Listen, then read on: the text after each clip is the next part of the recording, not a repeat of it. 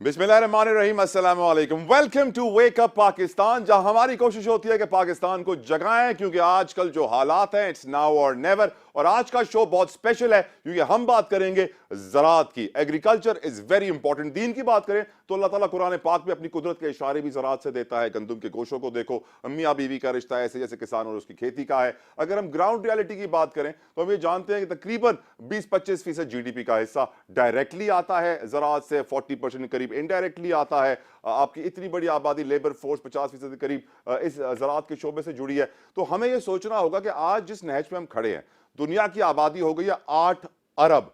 क्या हमारे पास इतना खाना है कि हम सबका पेट भर सके? और पाकिस्तान में जो किसान है, क्योंकि किसान ना होता तो सब भूखे होते, कोई भी अपना काम ना कर पाता, ना डॉक्टर इलाज कर पाता, ना इंजीनियर कोई बिल्डिंग बना पाता, ना ही कोई और अपने फराइज सर अंजाम दे पाता अगर किसान उनका पेट ना भरता। जब इतना इंपॉर्टेंट है किसान, इतनी इंपॉर्टेंट है हमारी मईशत के लिए ज़राअत, तो हमने आज सोचा है कि ज़राअत को डिस्कस करेंगे। क्लाइमेट चेंज बहुत इंपॉर्टेंट होता है ज़राअत के लिए, हमने उसको अपने पिछले एपिसोड्स में किया है। आज हम बात करेंगे ज़राअत से जुड़े हुए और फैक्टर्स की, जिसमें बीज है, पानी है और दीगर मसाइल हैं जिसकी वजह से ज़राअत और ज़राअत से जुड़े हुए हमारे किसान आगे नहीं बढ़ पाते। अपने पैनल का तारुफ करवाना चाहूंगा। मेरे साथ बहुत बेहतरीन पैनल आज मौजूद है। साबिक चेयरमैन बोर्ड ऑफ इन्वेस्टमेंट हारून शरीफ हमारे साथ मौजूद हैं। हमारे साथ स्टूडियो में होंगे जुल्फिकार अली काछेलो साहब, प्रोग्रेसिव फार्मर है। नदीम शाह साहब हमें ज्वाइन करेंगे, सिंध आबादगार बोर्ड से आपका ताल्लुक है, किसी तारुफ के मोहताज नहीं है।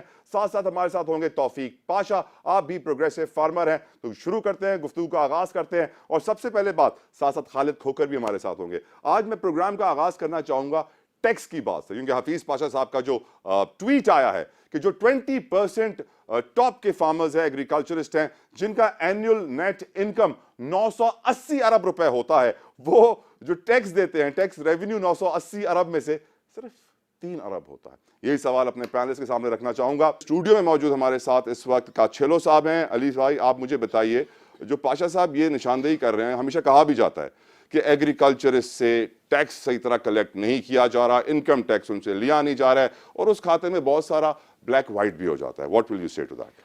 बिस्मिल्लाहिर्रहमानिर्रहीम। देखिए, पहली चीज़ तो मैं आपको एक मिसाल दूं, जो टैक्स हम भरते हैं और उसके साथ क्या होता है। अगर हम बात करें कि ज़मींदार का टैक्स देने की बात तक, कि एक शुगर सेस टैक्स हमसे लिया जाता है, और वो जो है ईयरमार्क होता है शुगर मिल्स को और ग्रोअर्स को, एट सोर्स डिडक्शन होती है, जिसमें से वो हमें इंफ्रास्ट्रक्चर का के ऊपर बाउंड है, जिसके ऊपर उनको R&D करनी होती है। जो हम टैक्स देते हैं, पहली बात, उसके क्या रिजल्ट्स निकलते हैं कि हम दूसरों के लिए तैयार हों।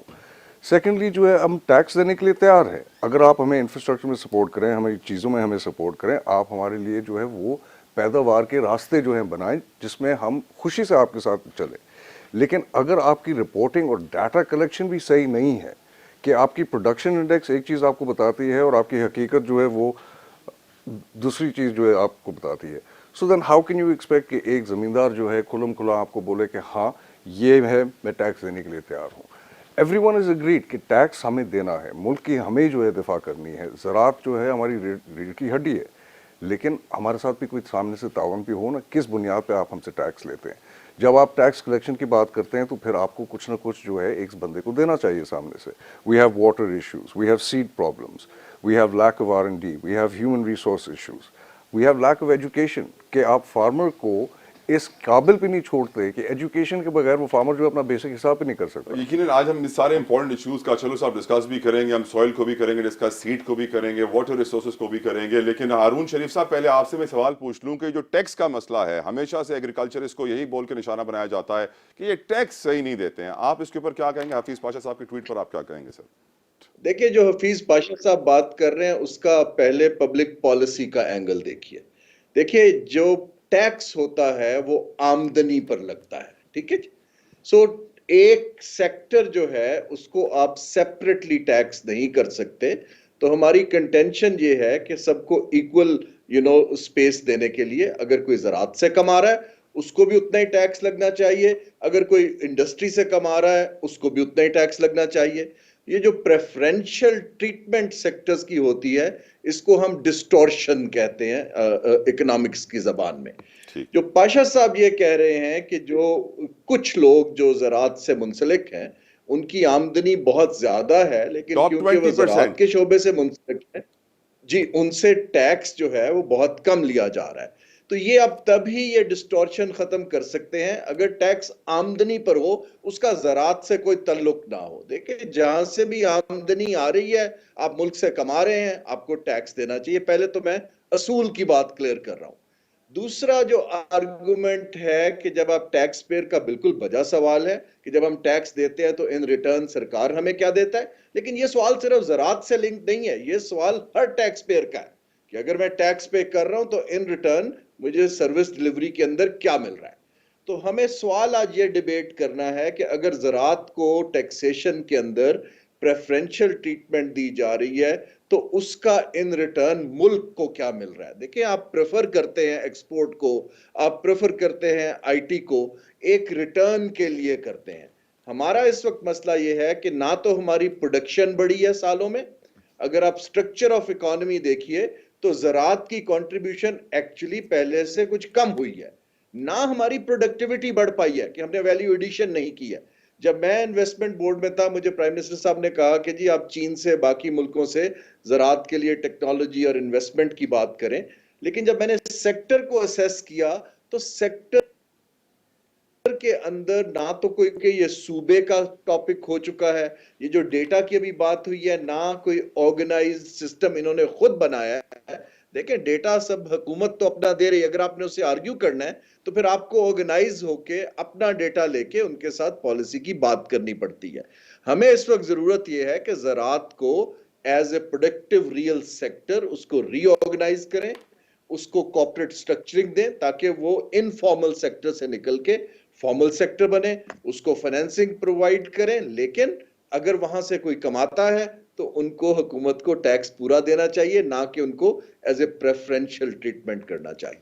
लेकिन जो आपका जुमला शरीफ साहब था ना कि इसको इनफॉर्मल से फॉर्मल करें, आई थिंक आज तक हम 75 सालों में ज़रात को फॉर्मल नहीं कर पाए, तो हम शायद ही किसी और चीज़ को कर पाएं। लेकिन moving forward, my question to Pasha साहब, तौफीक साहब, आप कैसे देखते हैं इस सवाल को जो हमेशा से किया जाता है कि ज़रात से जुड़े लोग इनकम टैक्स से जो है मुस्तस्ना होते हैं, इसलिए बड़े उनके पैसे बच जाते हैं? वेल आई अग्री, जो हमारे प्रीवियस स्पीकर्स ने जो बातें कही हैं वो बिल्कुल सही कही हैं। दो तीन चीजें और याद रखें कि एक जो फार्मर है वो अपने सारे इनपुट्स रिटेल प्राइसेस में खरीद रहा होता है और अप फ्रंट उसको फंड कर रहा होता है, फाइनेंस कर रहा होता है। एक फसल जब वो लगाता है तो वो उसकी इनपुट सारी कैश से खरीद के वो उसमें डालता है। He is buying all his inputs no matter how much quantity it is in retail prices. He sells his produce in a wholesale price. Also, like Ali said earlier on, the facilities, there is no market control on prices. There is no storage facilities. There are no cold chains. The farmer, when he is losing, nobody comes to his उसको बचाने के लिए कोई नहीं आ रहा होता है और फार्मर मौसम और इस किस्म की चीज़ों पर डिपेंड करता है और वाइप आउट भी हो जाता है। उस वक्त उसको खुद ये पूरा जो बर्डन है वो बेयर करना पड़ता है। सो डेफिनेटली अगर आप उसको स्ट्रक्चर करें, इसमें बहुत सारी चीज़ें आ जाती हैं। It's not so simple, and I think जो अभी इन्होंने कहा कि एग्रीकल्चर सेक्टर को स्टडी करने की ज़रूरत है, उसको completely अच्छी तरह से असेस करने की ज़रूरत है। We need to assess its needs, its demands, and how it can. It's not only कि आप उससे और अपना टैक्स कलेक्शन कितना इंक्रीज कर सकते हैं, लेकिन आप उस सेक्टर को 10 गुना ज़्यादा बढ़ा भी सकते हैं। and yes, your taxes will be so much more. Agreed. ये डिस्कशन हम आगे लेके चलेंगे। एक नॉर्थ सेक्टर है। राइट पाशा साहब, अब मैं आगे बढ़ूंगा, सवाल यही रखूंगा सामने खालिद खोकर साहब के। खोकर साहब, आप इस सवाल को कैसे देखते हैं? जी बहुत शुक्रिया जी। पहली बात तो यह है कि पाकिस्तानी काश्तकार को कास्ट ऑफ प्रोडक्शन में region wise level playing field नहीं है। दुनिया से हमारी कॉस्ट ऑफ प्रोडक्शन कहीं ज़्यादा। आप इंडियन काश्तकार को देख लें कि उसको जो सब्सिडी मिलती है, उसको फर्स्ट का यूरिया ले लें तो वो पाकिस्तानी रुपीज़ में कोई 700 की मिलती है, हमें वो मिल रही है कोई 2500-2600 में। इंडियन काश्तकार को डीएपी पाकिस्तानी रुपीज़ में कोई 3500 की, हमें मिल रही है 10,000 रुपये की। इंडियन काश्तकार को ऑलमोस्ट बिजली मुफ्त के करीब मिलती है, हम बिल अदा नहीं कर सकते। पहली चीज़ तो ये है। दूसरा, हमारा यहाँ मार्केटिंग मैकेनिज्म नहीं है। मैं आपको एक अर्ज करूँ कि पिछले साल हमने गंदम बेची है 2200 रुपये मन। इंटरनेशनल रेट था कोई 4200 रुपये मन। ये 2000 का जो फ़र्क है, यानी इससे मुराद ये है कि हमने पाकिस्तानी काश्तकार ने अपनी आवाम को जो सब्सिडाइज किया है वो कम से कम सिर्फ 1600 अरब रुपए हमने सब्सिडी दी है उसके ऊपर। इसी तरह मुंजी में ले लें, जब हमने बेची थी पिछले साल को 1800 2000 में, उसके बाद उसका रेट 5000 पे चला गया। यहाँ पे कोई हमारे फ्यूचर मार्केटिंग नहीं, काश्तकार को पता ही नहीं होता कि उसको कल क्या रेट मिलना है, जबकि दुनिया में फ्यूचर मार्केटिंग है। काश्तकार को 2 साल पहले पता होता है कि मुझे ये चीज़ मिलनी है, इतना रेट 2 साल बाद मिलेगा। फिर खसूसन रिसर्च के ऊपर पहले भी बात की है। हम रिसर्च पे हमारा बजट क्या है, एग्रीकल्चर के जीडीपी का 0.18 ना होने के बराबर है। हमारा जो जीडीपी में कंट्रीब्यूशन है, अगर 20% डायरेक्ट है और इनडायरेक्ट 40% बनता है, वो डबल होता है जी। वो इनडायरेक्ट भी उसका हमारा जीडीपी में बहुत सारा हिस्सा है। फिर ये कि पाकिस्तान की किसी भी दहाई में एग्रीकल्चर के ऊपर इन्वेस्टमेंट नहीं की गई। जिस सेक्टर से आप 10 से 15 हज़ार अरब की प्रोड्यूस ले रहे हैं, वहाँ पे आपकी इन्वेस्टमेंट क्या है, ना होने के बराबर है। रिसर्च के ऊपर ले लें, मार्केटिंग के ऊपर ले लें, एक्सटेंशन के ऊपर ले लें, हत्ता कि हमारी यूनिवर्सिटियों में से भी रिसर्च ले ली गई है, एग्रीकल्चर यूनिवर्सिटियों से, जो तबाही का सबब बना है पाकिस्तान में। हमारे यहाँ गंदम की पैदावार जो 40 साल पहले थी आज भी वही है, हमारा कोई फ़र्क नहीं पड़ा। हमने क्या किया है इसके ऊपर, क्या रिसर्च की है? अब आप देखें, हमारे पंजाब की एवरेज पैदावार 30 मन है, इंडियन पंजाब की एवरेज पैदावार गंदम की 50 मन से ऊपर है। ये जो गैप है पाकिस्तानी काश्तकार की, ये कौन फिल करेगा? हमारे रिसर्च के इदारों का बजट बिल्कुल ना होने के बराबर है, तनख्वाहों के पैसे होते हैं। लेकिन जब तक हमारी पैदावार ना बढ़ाई जाए, हमारी पैदावार लागत को कम ना किया जाए और रिसर्च पे बजट खर्च ना किया जाए, एग्रीकल्चर के ऊपर इन्वेस्टमेंट ना की जाए। अब देखें ना, आपका रेलवे नुकसान में जाता है, आप वहाँ पे इन्वेस्टमेंट करते हैं, सब्सिडी देते हैं, पीआईए में देते हैं, स्टील मिल में देते हैं। एग्रीकल्चर पे आपने क्या किया? तो वो किसान पैकेज एक आता है, वो उसका ऐलान किया जाता है, खबरों में चलता भी है। जी जी जी जी, दुनिया का सबसे बड़ा फ्रॉड और दुनिया का सबसे बड़ा मजाक किसान पैकेज रहा है आज तक दुनिया का। इससे बड़ा झूठ कोई नहीं है। मैं आपको अभी की मिसाल देता हूं, 1800 अरब रुपए का पैकेज है, मुझे ला दे उसमें 10 अरब निकाल के दिखा दे। यानी इतना बड़ा झूठ, काश्तकार के साथ मजाक है। काश्तकार क्या है जी? और काश्तकार तो मुहिब्बे वतन है, वो तो अपनी जमीन का टुकड़ा उठा के किसी दूसरे मुल्क में मुंतकिल नहीं कर सकता। उसका जीना पाकिस्तान में, उसका मरना पाकिस्तान में, उसकी औलाद इधर, जदाद इधर, तालीम राइट इधर, खोकर साहब, उसकी सेहत इधर। राइट खोकर साहब, यही सवाल मैं अपने सामने बैठे काचलो साहब से पूछना चाहूंगा कि क्या आपकी भी राय किसान पैकेज के ऊपर यही है?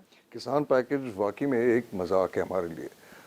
डायरेक्ट जो हमें रिलीफ मिलनी चाहिए वो तो हमें मिलती नहीं है। अब ये आप फ्लड्स के बाद का भी हाल ले लें। फ्लड्स के बाद गंदम की पैदावार के लिए आपके टीवी के इश्तिहार भी निकले कि आपको ये सब्सिडी दी जाएगी, आपको ये दिया जाएगा। 3 दफ़ा इनके प्रोग्राम बने हैं, तीनों दफ़ा जो है प्रोग्राम बनते बनते इनकी कोई डिस्बर्समेंट्स नहीं हुई हैं। अभी जाकर इनके कागजात फाइनल हुए हैं और अब ये जाकर हमें जनवरी के अंदर डिस्बर्समेंट्स करेंगे और वो भी एक बोरी जो है फर्टिलाइज़र की देंगे।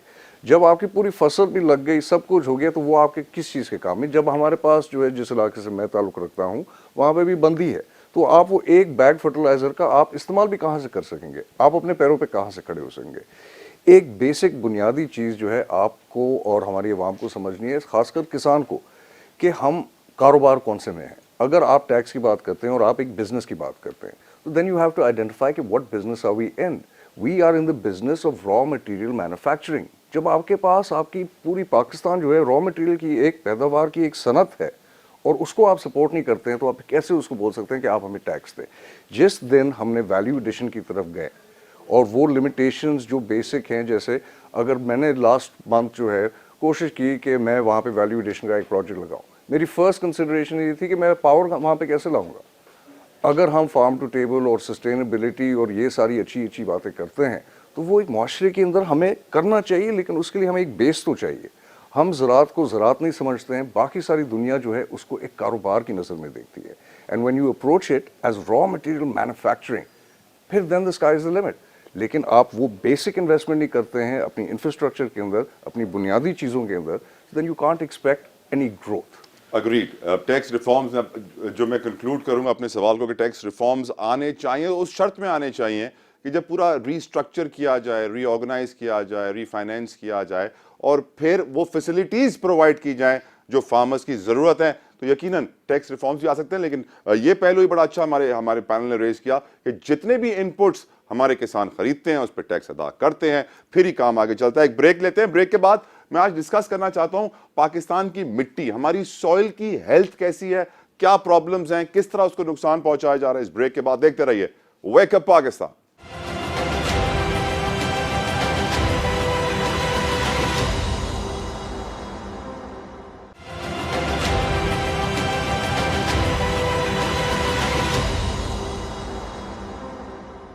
Welcome back to wake up Pakistan. बात हो रही है ज़राअत की सनत की और हम अब बात करेंगे मिट्टी की। पाकिस्तान की मिट्टी आज कितनी जरखेज है, वो कौन से मसाइल हैं जिसकी वजह से हमारी सॉइल की हेल्थ, उसकी सेहत, उसकी फर्टिलिटी कम हो रही है। कि जिस तरह बात हुई ब्रेक से पहले कि जहां भारत 50 मन की पैदावार निकालता है, यील्ड निकालता है, हम 20-30 मन पे आज तक फंसे हुए हैं। इतने साल गुजर गए लेकिन अपनी यील्ड में इजाफा नहीं कर पाए। मिट्टी के अंदर 3 चीजें बहुत इंपॉर्टेंट होती हैं, नाइट्रोजन, फॉस्फेट, पोटाश और ऑफ कोर्स इसके अंदर जो ऑर्गेनिक मैटर होता है वो होना चाहिए। यानी अगर मिट्टी के अंदर अर्थवर्म्स होते हैं तो बहुत हेल्दी है, नहीं है तो नहीं है। लेकिन मेरे पैनल पे इतने बड़े बड़े एग्रीकल्चरिस्ट हैं कि शायद मैं सॉइल के बारे में ज्यादा टेक्निकल बातें ना करूं और उनसे पूछूं तो ज्यादा अच्छा है। लेट मी स्टार्ट विद हारून शरीफ साहब। आप माशाल्लाह से पाकिस्तान में बोर्ड ऑफ इन्वेस्टमेंट के चेयरमैन रहे हैं, आप बहुत सारे ऐसे इन्वेस्टमेंट डेलीगेट्स को लीड करते आए हैं जो एग्रीकल्चर में इन्वेस्ट करना चाहते थे। लेकिन हर एग्रीकल्चरिस्ट ये सोचता है कि क्या मिट्टी में इतनी ताकत है कि यहाँ पर इतना इन्वेस्ट किया जाए, क्या मुझे ये इतने कमा के देगी, क्या फर्टिलिटी इसमें इतनी है कि पैदावार और यील्ड में इजाफा हो।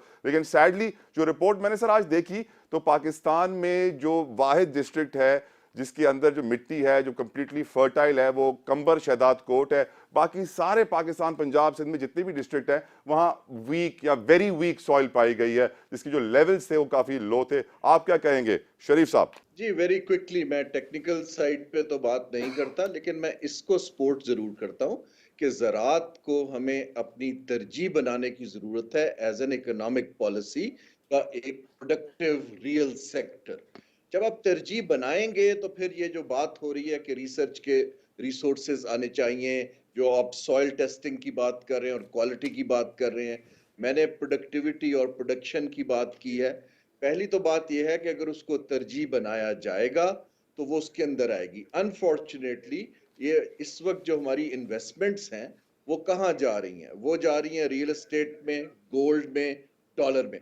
ना ज़राअत हमारी तरजीह है, ना competitiveness of industry export oriented तरजीह बन पाई है। क्यों सर? जहां तक आपका क्यों पहला सर? क्यों सवाल था, सर? उस पे मैं यहाँ पे सिर्फ सवाल एक बनता है comment सर, करता क्यों जाऊं क्यों नहीं टैक्स पे। तरजीह बन पाई शरीफ देखिए साहब? बात ये हो रही है कि अगर ये इसकी जो पॉलिटिकल इकोनॉमी है वो बड़ी बड़ी इंटरेस्टिंग है। अगर आप देखें हिस्टोरिकली जो हमारी पॉलिटिकल पार्टीज हैं वो तरजीह बनाती हैं जहां पर आपकी कंस्टिट्यूएंसी होती है।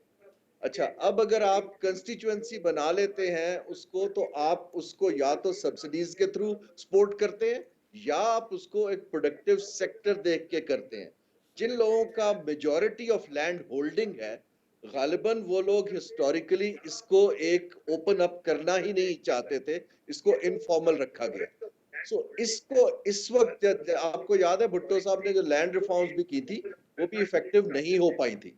एक तो हमें बड़ा क्लियरली अब देखना है कि अगर ज़राअत को उठाना है एज ए तरजीह, तो हमें एक बेसिक इसके स्ट्रक्चर में तब्दीली लानी पड़ेगी, ओनरशिप पैटर्न देखने पड़ेंगे, उसको हमें कॉर्पोरेटाइज करना पड़ेगा, उसको मॉडर्नाइज करना पड़ेगा।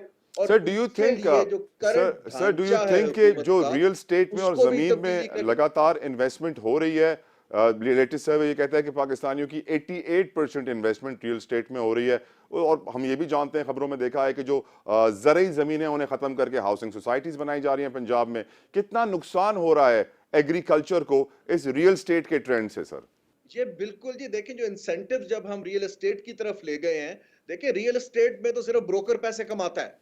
अगर आप एक फार्म को डेवलप करते हैं, इंसेंटिव्स देते हैं, फाइनेंसिंग देते हैं, टेक्नोलॉजी देते हैं, जॉब क्रिएट होता है, एक्सपोर्ट बनेगी, प्रोडक्टिविटी आएगी। लेकिन उसके लिए मैं क्लोजिंग में ये कहूंगा कि जो हमारे लीडिंग फार्मर्स हैं उनको अपने आप को ऑर्गेनाइज करना पड़ेगा, उनको एक इकोनॉमिक वैल्यू प्रोपोजिशन टेबल पे रखनी पड़ेगी कि जी हम ये आपको डिलीवर कर सकते हैं। In return they should ask के हमें ये चीज चाहिए। ये नहीं हो सकता कि पहले इंफ्रास्ट्रक्चर भी बना दें, सड़क भी बना दें, रिसर्च भी कर दें, फिर हम देखेंगे कि क्या करना है। ये टू वे एक डायलॉग होता है ताकि आप दोनों अग्री करें और उनको मैं अर्ज करता हूं कि हुकूमत के सामने एक वैल्यू प्रोपोजिशन रखे कि हम प्रोडक्शन को एक्स से वाई पे ले जा सकते हैं, प्रोवाइडेड ये रिफॉर्म्स की जाए। और ये रिफॉर्म फार्मर्स को खुद डिजाइन करनी चाहिए, क्योंकि वो इसको समझते हैं, बजाय इसके कि सब कुछ हुकूमत पे छोड़ दिया जाए।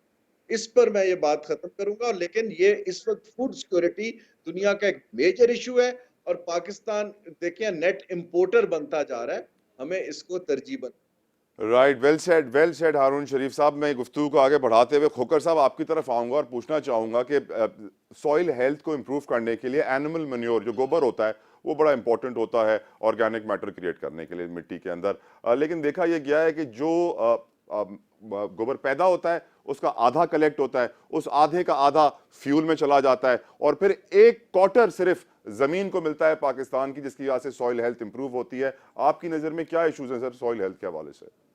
देखिए, पहली बात तो यह है कि हमें यह तस्लीम करना पड़ेगा कि जमीन एक जानदार चीज है जो ऐसा ऐसा मरती जा रही है। इस वक्त उसका ऑर्गेनिक मैटर जीरो हो गया है, पीएच उसकी हाई हो चुकी है, हमने उस पर तरफ बिल्कुल तवज्जो नहीं दी। हमें कुदरत ने एक खजाना दिया जिप्सम का, जो हमने इंडिया को एक्सपोर्ट कर दी, अपने यहाँ पे इस्तेमाल नहीं किया। हुकूमत ने इस तरफ बिल्कुल तवज्जो नहीं दी। मैं पिछले 10 साल से शोर मचा कि इसके लिए 15-20 अरब रुपए रखा जाए ताकि हम अपनी ज़मीन को बेहतर कर सके। आज जो गोबर खाद का उसका इस्तेमाल भी बिल्कुल ना होने के बराबर है। वो छोटा फार्मर इस्तेमाल करता है, बड़ा काश्तकार वो भी नहीं करता। फिर आगे आपकी ज़मीन के हवाले से अब क्लाइमेट चेंज से काफ़ी इश्यूज आ रहे हैं। फिर अभी जो रियल एस्टेट का जो बिजनेस चल पड़ा है, मैं मुल्तान का रहने वाला हूँ, हमारे मुल्तान के सारे आम के बागात अल्हम्दुलिल्लाह ख़त्म हो चुके हैं। तकरीबन हज़ारों एकड़ पे कॉलोनीज बन चुकी हैं और अगले 50 साल तक वो आबाद नहीं हो सकती। हमारे यहाँ कोई प्लानिंग नहीं है, कोई कुछ नहीं है, इसीलिए हमारी पर एकड़ पैदावार दुनिया से बहुत कम है। हम उसका टेस्ट नहीं करवाते। हमारे पास जब तक हम अपनी सॉइल का टेस्ट ना करवाएं उस वक्त तक हमारी पैदावार बेहतर नहीं आ सकती कि हमने उसमें मैक्रोन्यूट्रिएंट्स कौन से इस्तेमाल करने हैं, जिंक कितनी इस्तेमाल करनी है, हमने नाइट्रोजन कितनी इस्तेमाल करनी है, फास्फोरस कितनी इस्तेमाल करनी है, पोटाश कितनी इस्तेमाल करनी है। फिर हमारे यहाँ बैलेंस यूज ऑफ फर्टिलाइजर का इस्तेमाल भी नहीं है।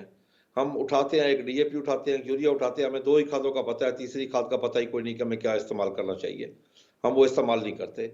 जब तक हम बैलेंस यूज ऑफ फर्टिलाइजर की तरफ नहीं आएंगे उस वक्त तक हम अपनी पैदावार कभी भी नहीं बढ़ा सकते। हमारा मेन इस वक्त issue balance use of fertilizer है। फिर ये ग्रीन मूवमेंट करने के लिए भी अगर वो हम करते हैं तो हमें उसके लिए भी ज़मीन को 3 साल में अगर हम 6 फसलें काश्त करते हैं तो हमें चाहिए उसको 4 फसलों पे लेके आए, क्योंकि उसके बगैर एक दरमियान में एक फसल लगा के जिसको रोटावेट करें। होना ये चाहिए कि जो हमारे पास फसल होती है, जो फसल को ऊपर फल होता है, फर्ज किया कॉटन है, कॉटन की हमें रुई चुन लेनी चाहिए जो उसकी स्टिक है, वो जमीन की खुराक है, हमें वो जमीन में दबा देनी चाहिए, जो हम नहीं करते। फिर अब हमने शुरू कर दिया है कि हमने अगर हार्वेस्ट किया, गंदम हार्वेस्ट किया, राइस हार्वेस्ट किया, तो हम वहाँ पे आग लगा देते हैं, उससे भी जमीन का नुकसान होता है। हमें अब बेहतर तरीके से जाना चाहिए, क्योंकि अब फूड सिक्योरिटी दुनिया का नंबर 1 इशू बन गया, बॉर्डर सिक्योरिटी नंबर 2 पे चली गई। सिर्फ पाकिस्तान नहीं, पूरी दुनिया में है। अब आप ये देखें, इस वक्त 14 से 15 बिलियन डॉलर की एग्रीकल्चर प्रोड्यूस की इंपोर्ट कर रहे हैं। वजह कि हमारी जमीन दिन ब दिन कम हो रही है, आबादी हर साल 3%, 2.5 से 3% बढ़ रही है, हमारी उस तरफ कोई तवज्जो ही नहीं है। अब ये देखें कि गंदम हम इसके एक्सपोर्टर हुआ करते थे, अब हम गंदम इंपोर्ट कर रहे हैं। यकीनन सोचने की जरूरत है, जिस मुल्क में डॉलर की इतनी किल्लत हो वहाँ 14-15 अरब की इंपोर्ट होना। लास्ट मेरी एक बात है, 92 में हमारी कॉटन की प्रोडक्शन थी 1 करोड़ 28 लाख बेल, इंडिया 1 करोड़ 10 था। अब इंडिया 4 करोड़ पे चला गया, हम 45 लाख पे आ गए, 1 करोड़ 28 से 45 लाख पे आ गए। मैं समझता हूँ एज ए फार्मर मेरे लिए बहस शर्म है, क्योंकि हमने ना जदीद टेक्नोलॉजी अपनाई, ना हमने एग्रीकल्चर के ऊपर इन्वेस्टमेंट की, ना हमने काश्तकार को उसको कोई सबक सिखाया, उसको बिठा के उसको कोई ट्रेनिंग दी। हमारे यहाँ पूरे पाकिस्तान में काश्तकारों की ट्रेनिंग के लिए, काश्तकार के ड्राइवर की ट्रेनिंग, ट्रैक्टर ड्राइवर की ट्रेनिंग के लिए, काश्तकार के मैनेजर की ट्रेनिंग के लिए कोई स्कूल नहीं है। अब वही फार्मर अच्छे जा रहे हैं, लेकिन मैनेजर जो है ना वो बड़े पढ़े लिखे हैं। खोकर साहब, अगर काश्तकार अपनी ज़रई जमीन हाउसिंग सोसाइटियों को चंद रुपए कमाने के लिए बेच देगा तो यकीनन काश्तकार अपनी सोसाइटी में अपना मकाम भी खो देगा। मेरा सवाल है इस वक्त पाशा साहब से, तौफीक पाशा साहब को सर। उसकी वजह आप सुन लें जी। जी सर। उसकी वजह यह है कि पिछले 50 साल से जो मैं देख रहा हूं कि हुकूमती तरजीहात में एग्रीकल्चर कहीं भी नहीं है। यहाँ पे काश्तकार की रेस्पेक्ट नहीं है, काश्तकार को पाकिस्तानी और इंसान तक तस्लीम नहीं किया गया। काश्तकार तो अपने मुल्क से मोहब्बत करता है, अपने ज़राअत से भी मोहब्बत करता है, लेकिन जब उसको उसका प्रॉफिट उसको नहीं मिलता, जब उसको फसल का सर उसको शायद बेहतर रेट नहीं सर मिलता। आप सही कह रहे हैं, लेकिन शायद इसकी एक बड़ी वजह खोकर साहब ये है कि काश्तकार के जो सियासी रहनुमा होते हैं जब वो इक्तदार में आते हैं तो उनके एजेंडाज, उनके मफादात काश्तकारी से हट जाते हैं और वो सियासी बन जाते हैं। नहीं, सियासी रहनुमाओं को छोड़ो, वो तो जाके पार्लियामेंट में ज़राअत को छोड़े, वो पाकिस्तान के लिए कभी बात नहीं करते। सर उनकी पाशा तरजीहात साहब इंतजार कर रहे हैं सर, अगर खोकर साहब इजाजत दे प्लीज। पाशा साहब आपकी तरफ सॉइल हेल्थ का सवाल देना चाहता हूं कि आपकी नजर में पाकिस्तान की सॉइल हेल्थ के प्रॉब्लम्स क्या हैं? वाटर लॉगिंग है, सैलिनिटी है, पीएच लेवल है, क्या करना चाहिए हमें?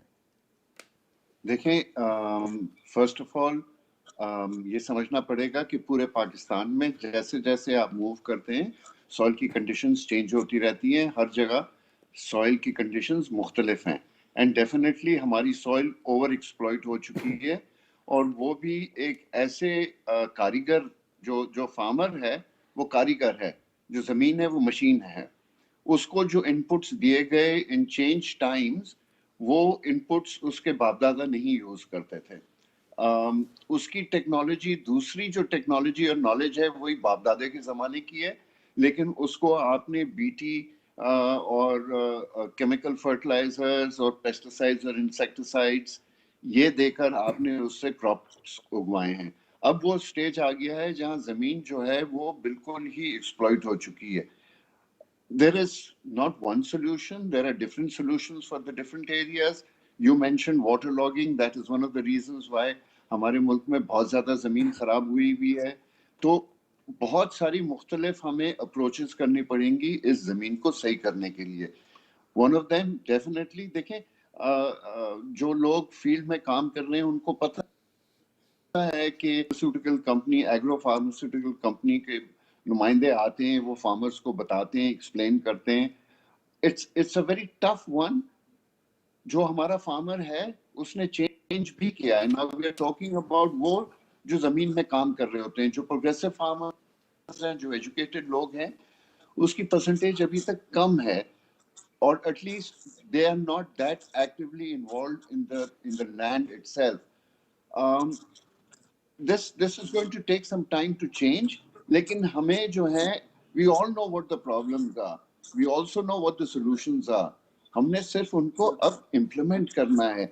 और ये फूड सिक्योरिटी जो है कहना आसान है, लेकिन अगर आप देखें तो हमारे मुल्क में तो बहुत ही सीरियस सिचुएशन है फूड सिक्योरिटी का। जो एक जमाने में कहा गया था कि terrorism is not as much of a threat as climate change is, climate change is no longer as big a threat as food security is, and climate threat जो है हमारे सिर पे आके गिर गया। तो इसको बहुत, हमारे पास वक्त नहीं है यार, हमने इस पे अमल करना है। और जो जितनी सारी चीजें हैं जो इन्होंने कहा कि वो जला देते हैं, शुगर केन का जो कचरा होता है वो जला देते हैं, ऑर्गेनिक मैटर खत्म हो गया है, गोबर की खाद कम डलती है, बट गोबर की खाद is not all, green manure है, देयर इज सो मच जो हमारी जमीनों को करने की जरूरत है, पानी की निकासी की जरूरत है। तो बट वो टाइम जो है ना, और मैं अक्सर कहता हूँ कि अगर आपका घर जल रहा हो तो आप क्या करेंगे? बैठ के देखेंगे और कहेंगे घर जल रहा है? नहीं, आप फायर ब्रिगेड को बुलाएंगे। और जब तक फायर ब्रिगेड नहीं आती है तो क्या आप बैठ के देख रहे होंगे जलते हुए घर को? नहीं, आप उठ के बाल्टी उठा के उस पर पानी डालना शुरू करेंगे। घंटी बज रही है फायर ब्रिगेड की, टंग टंग टंग टंग, इमरजेंसी है।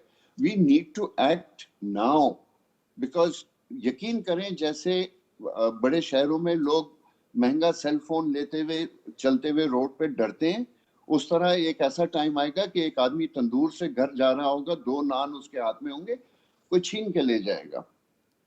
बहुत बड़ी पॉपुलेशन है हमारी। तौफीक पाशा साहब, आपकी बात सुनने के बाद मुझे कहने का दिल चाह रहा है, wake up Pakistan, it's now or never, please wake up. Kachelo साहब, agriculture organization of United Nations ने एक रिपोर्ट दी पाकिस्तान में कि फार्मर्स जो हैं वो ऑर्गेनिक मैटर बहुत कम इस्तेमाल कर रहे हैं और एनपी फर्टिलाइजर यानी यूरिया और डीएपी का भरपूर इस्तेमाल कर रहे हैं। इसका इम्पैक्ट क्या होगा हमारी सॉइल हेल्थ पे और कितने अरसे तक हम यही गुलामी करते रहेंगे और बैलेंस ऑफ फर्टिलाइजर्स का जिक्र नहीं करेंगे? ये सवाल का जवाब काचेलो साहब इस ब्रेक के बाद। देखते रहिए वेक अप पाकिस्तान।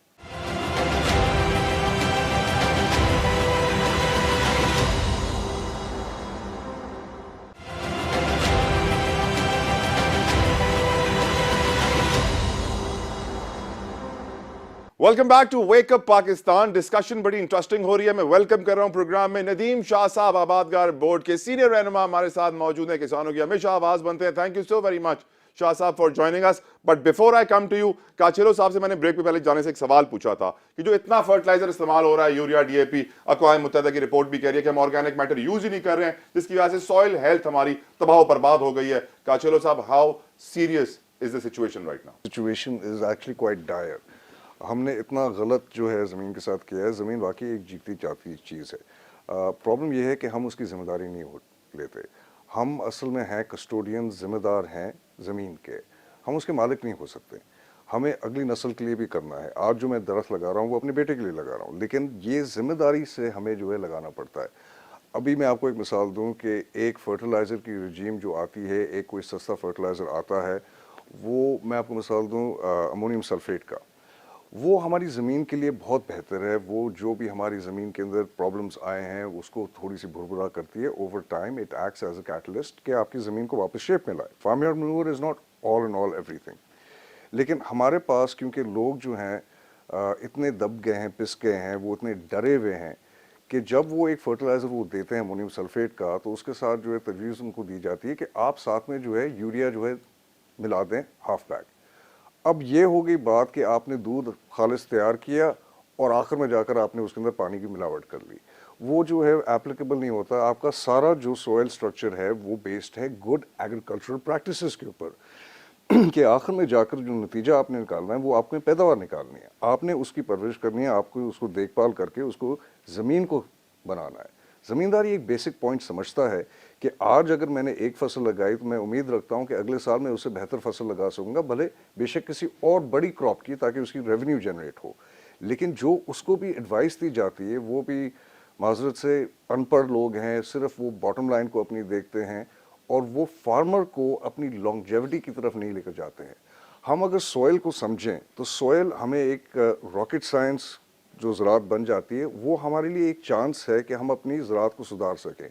हमें वो पौधे को वो खुराक देनी पड़ती है जो सॉइल वो उसको नहीं दे रही है। हम ज़्यादा उसको दे देते हैं, गलत चीज़ें उसको दे देते हैं, जिससे हम और सॉइल को जो है बिठा लेते हैं। मैल प्रैक्टिसेस।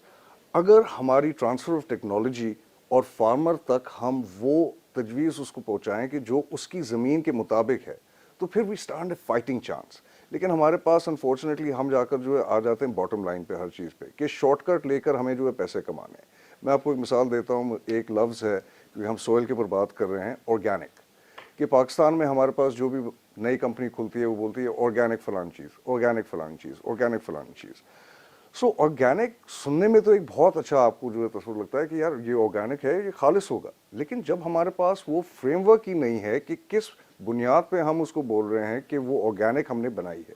ऑर्गेनिक बनाने के लिए आपको एक होलिस्टिक अप्रोच ज़राअत पे लेनी पड़ती है। जो आपका पड़ोसी करता है वो आपके ऊपर भी उसके असरात पड़ते हैं। हमारी बुनियाद जो है ज़राअत की वो है पानी। जब आपका पानी का जो क्रिटिकल सिचुएशन है हमारे पास, मैं वाटर शॉर्टेज की भी बात नहीं कर रहा हूँ, मैं कंटेमिनेशन की बात कर रहा हूँ कि उसी पानी के अंदर आपके इतने एफ्लुएंट्स हैं, कंटेमिनेशन है कि आप अपनी तरफ से बेहतर भी करना चाहें फर्टिलाइजर इंपोर्ट्स की तरफ से या फार्मयार्ड मैन्योर के भी इंपोर्ट्स की तरफ से, तो वो आपका पानी जो है आगे से इतना ख़राब आएगा कि वो आपको ऑर्गेनिक होना ही नहीं देगा। माज़रत के साथ जो हमारा तस्वुर है देसी का, वो हमने अप्लाई किया है ऑर्गेनिक के ऊपर।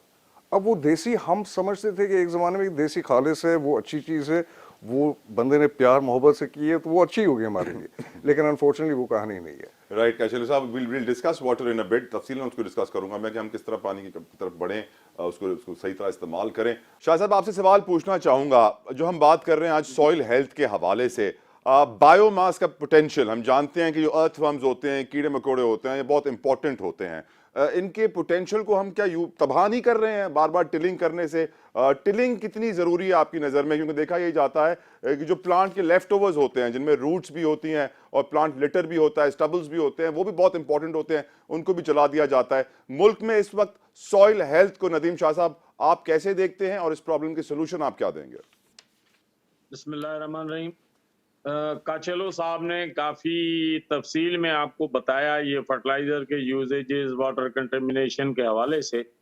लेकिन सॉइल जो है वो डिग्रेडेशन दिन ब दिन हमारी बढ़ती जा रही है। और आपने बिल्कुल सही कहा कि ये अर्थवर्म और इनको हम इस्तेमाल कर सकते हैं, वो भी ऑर्गेनिक के तौर पे हमें काम देते हैं, क्योंकि वो सारा अंदर जो उनका सिस्टम चलता है वो बेसिकली सॉइल हेल्थ के हवाले से चलता है और उसको हमें इस्तेमाल करना चाहिए। और साथ में ये भी मैं आपको बताता चलूं कि जैसे रेजिडुअल है अपना कपास के स्टबल्स हैं, मोंजी की स्ट्रॉज हैं, गंदुम का स्ट्रॉज हैं, गन्ने के पत्ते हैं, तो हम इनको सबको रोटावेट करके इनको मल्चिंग करके हम सॉइल हेल्थ बदला सकते हैं। लेकिन साथ साथ देखें जो केमिकल स्प्रेज होते हैं, हमारे पास अमूमन सब्जियों को भिंडी है, गोभी है, टमाटर है, मिर्च है, उनको रेगुलर स्प्रे होते हैं और वो स्प्रे होते हैं जो जिनकी मिनिमम रेजिडुअल लिमिट जो है वो 10 दिन 12 दिन है। और हालांकि यहाँ पे एक दिन स्प्रे होता है, दूसरे दिन वो सब्जी मंडी में होती है।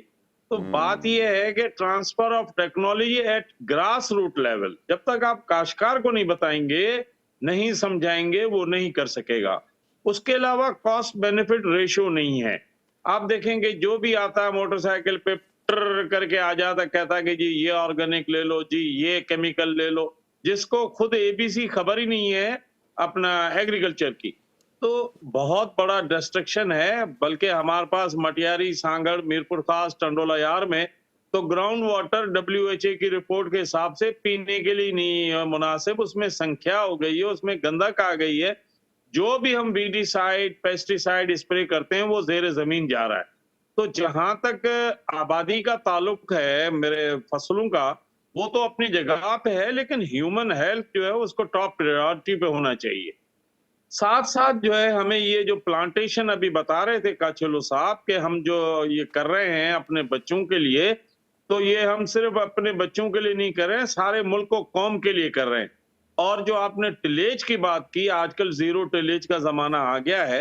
हम जो है चावल और मोंजी की फसलों में जीरो टिलेज के ऊपर गंदम लगा रहे हैं और एग्रीकल्चर डिपार्टमेंट ने जीरो टिलेज की मशीनें भी दी हैं, काश्तकारों को मोटिवेट भी कर रहे हैं, तो वो लगा रहे हैं, उस तरफ आ रहे हैं। लेकिन जो इसका क्वांटम है या जो इसकी स्पीड होनी चाहिए वो अभी तक नहीं है। उसकी मेन वजह यह है कि काश्तकार के पास इन्वेस्टिंग फाइनेंस है ही नहीं।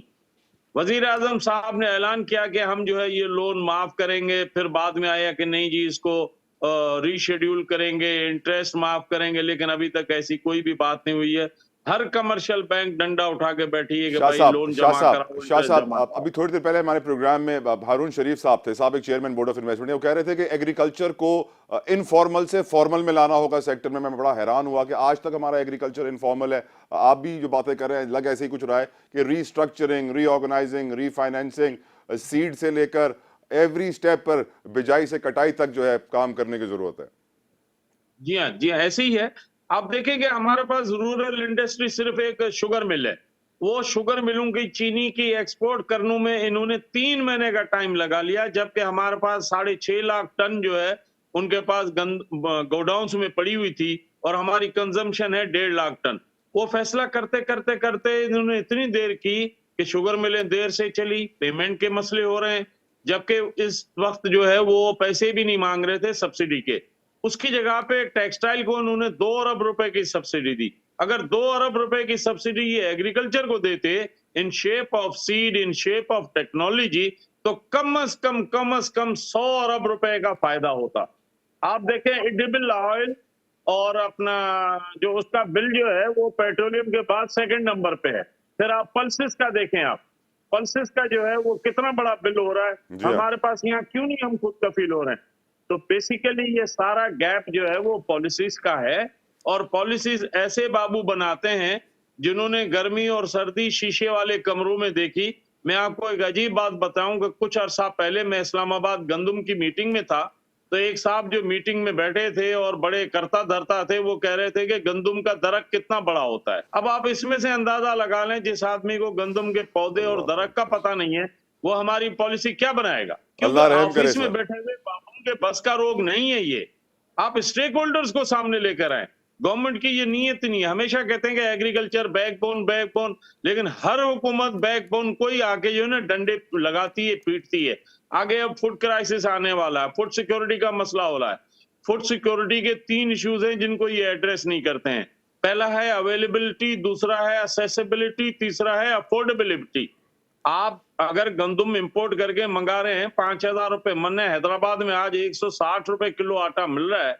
जिस आदमी की दिहाड़ी 500 रुपए, वो कहां से आटा लेगा, चीनी लेगा? ये कहते हैं चीनी ना खाओ, भाई वो तो गांव में उधर वो चाय में चीनी मिला के उससे खाना खाते हैं। सब्जियां गोश्त तो लेने के ही जैसा नहीं है, इतना महंगा हो गया है। तो बात राइट यह शाह है साहब, कि जब तक आप इनको हमें साथ बिठा के लेकर आए, हम आपसे पैसे नहीं मांगते, हम आपसे मार्केट अच्छी मांगते हैं, हम आपसे राइट शाह सीड साहब। क्वालिटी वाला मांगते हैं, और वक्त पे ओके, हमें फर्टिलाइजर पेस्टिसाइड सब अवेलेबल हो, एडल्ट्रेटेड ना हो। राइट तो सर, ये सब अडल्ट्रेटेड गवर्नमेंट ना का हो, काम है, हमारा काम नहीं है जी। मिलावट हर चीज में है। जी जी। तो ये सब चीजें ऐसी हैं जिनको आगे लेके चलना चाहिए। यहाँ पे व्यापारी की बात तो हर आदमी जल्दी से सुन लेता है, लेकिन आबादगार की नहीं सुनता। जॉन एफ कैनेडी ने कहा था कि एग्रीकल्चर ऐसा शोबा है जो हर चीज जो है इनपुट रिटेल पे लेता है और बेचता होलसेल में है, मंडी में। मैं आपको भिंडी की बात, टमाटर की बात बताऊं, हमारे पास टमाटर जो है अभी 200 रुपए की थैली जा रही है, जिसमें 14 किलो है।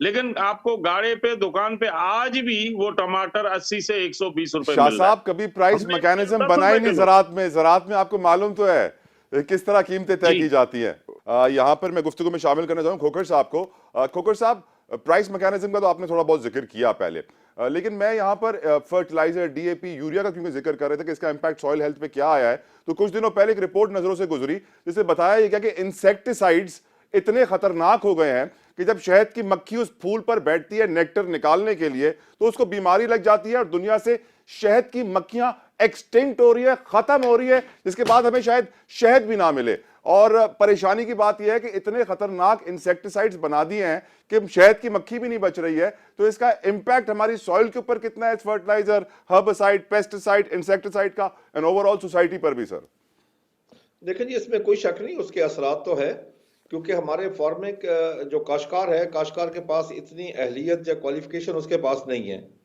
फिर कंपनीज जो रिकमेंड करती है, फर्स्ट किया मैं वेजिटेबल की आपको बात बताऊं, वेजिटेबल में हमें करना चाहिए जो नॉकडाउन एक्शन होते हैं, पेस्टिसाइड वो हम स्प्रे कर सकते हैं, लेकिन उसकी बजाय जो वहां पे किए जाते हैं वो दूसरे किए जाते हैं जिनका 15-20 दिन असर रहता है, इसलिए वो जहरीली सब्जी हो जाती है। हालांकि सब्जियों के लिए एक अलग पेस्टिसाइड है जिनका नॉकडाउन एक्शन होता है, जब आप करते हैं उसी वक्त उसका असर हो जाता है, उसके बाद उसका कुछ देर बाद उसका असर जायल हो जाता है। देखो शाह साहब बता रहे थे ना, असर जायल होने से पहले मार्केट में पहुंच जाती है लोगों की खुराक बनने के लिए, और फिर उसका असर इंसानों की सेहत पर भी आता है। नहीं, उनपे वो स्प्रे ही गलत किया जाता है, पेस्टिसाइड ही गलत इस्तेमाल की जाती है। वो लोग इसलिए इस्तेमाल करवाते हैं कि उसका असर 15-20 दिन रहता है, ताकि 15-20 दिन तक वो सुंडी से महफूज रहते हैं। लेकिन जब उसको हार्वेस्ट किया जाता है और मंडी तक पहुंचती है, और फिर काश्तकार जब आम लोग इस्तेमाल करते हैं, उनके सेहत पे फर्क पड़ता है। अब आपके सामने जिस तरह सोयाबीन का इशू बना हुआ है इस वक्त पूरे पाकिस्तान में कि जीएमओ बाहर से आ गया, पूरी दुनिया में उस पर दो तरह की राय है, कुछ जीएमओ को इस्तेमाल कर रहे हैं, कुछ नहीं कर रहे। अब आप ये देखें ना कि जीएमओ वहां से तो आ रहा है जी, वो बता रहे हैं कि 2015 से आ रहा है, जहाज क्लियर हो रहे हैं, लेकिन हमें काश्त करने की इजाजत नहीं दी जा रही। अगर हम जीएमओ सोयाबीन लगाएंगे तो हमारी 40% पैदावार बढ़ जाएगी। अब ये मुख्तलिफ यहाँ पे किसी के साथ कोई सलूक होता है, किसी के साथ कोई सलूक होता है। हमारी कोई तरजीहात कोई हमने मुकर्रर नहीं की हुई कि हमने करना क्या है, ज़राअत के साथ हमने क्या करना है। मैं तो पिछले 4-5 दहाइयों से जो मैं देख रहा हूँ कि किसी भी हुकूमत की तरजीहात में एग्रीकल्चर नहीं है, इस पे इन्वेस्टमेंट नहीं की जा रही, इसके रिसर्च पे पैसा खर्च नहीं किया जा रहा। हत्ता कि पूरी दुनिया में रिसर्च यूनिवर्सिटियों के पास है, हमने यूनिवर्सिटी से रिसर्च ले ली, यूनिवर्सिटी को एक जू बना दिया, चिड़ियाघर बना दिया। अब मैं आपको अर्ज करूं, जब लुधियाना यूनिवर्सिटी बनी है 60 की दहाई में, तो उन्होंने जो मॉडल लिया था वो लैलपुर यूनिवर्सिटी को लिया था। और उसके बाद क्या हुआ कि हमने लैलपुर यूनिवर्सिटी से, एक बेहतरीन यूनिवर्सिटी से, एक रिसर्च और एक्सटेंशन लेके उसके अलग महकमे बना दिए। अब हमारे बच्चे जो वहां से पढ़ के आ रहे हैं वो बाबू बन के आ रहे हैं, क्योंकि वहां रिसर्च और एक्सटेंशन नहीं है। अब एक बच्चा अगर मेडिकल कॉलेज में जाता है, उसके साथ अस्पताल होता है, उसके बाद वो 1 साल या 2 साल हाउस जॉब करता है। यहाँ पे उसको, बच्चे को फील्ड एक्सपीरियंस कोई नहीं दिया जाता, जो मस्ट हो कि जब वो डिग्री ले तो लाजमी हो उसके लिए कि 1 साल जाके फार्म पे गुजारे। अब हमारे यहाँ जो पेस्टिसाइड कंपनी में जितने भी एग्रीकल्चर वाले काम कर रहे हैं वो सिर्फ दवाइयाँ बेच रहे हैं। और तो वहां पे कुछ नहीं हो रहा। हमारे एक्सटेंशन सर्विस को देख लें, जो पाकिस्तान में इस वक्त पंजाब में हमारे को 23,900 मवाजियात है, हमारे एक्सटेंशन के 550 अफसर हैं।